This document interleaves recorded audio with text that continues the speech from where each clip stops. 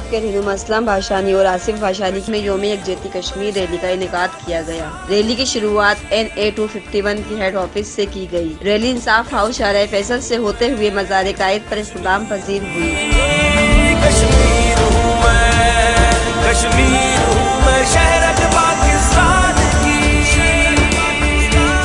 اس موقع پر خطاب کرتے ہوئے اسلم بھاشانی نے کہا کہ وہ دن دور نہیں جب کشمیر پاکستان کا حصہ ہوگا۔ ان کا کہنا تھا کہ کشمیر پاکستان کی شہرگ ہے، اسے کوئی جدا نہیں کر سکتا۔ پورا پاکستان یوم کشمیر یکجہتی ڈے منا رہا ہے۔ بھاشانی کا کہنا تھا کہ کشمیر کے عوام بہادری سے بھارتی فوج کا مقابلہ کر رہی ہے۔ ان کا کہنا تھا کہ وہ کشمیر پر بھارتی ظلم و تشدد کی مذمت کرتے ہیں۔ کیمرہ ٹیم رپورٹر کے ساتھ روز نیوز کراچی۔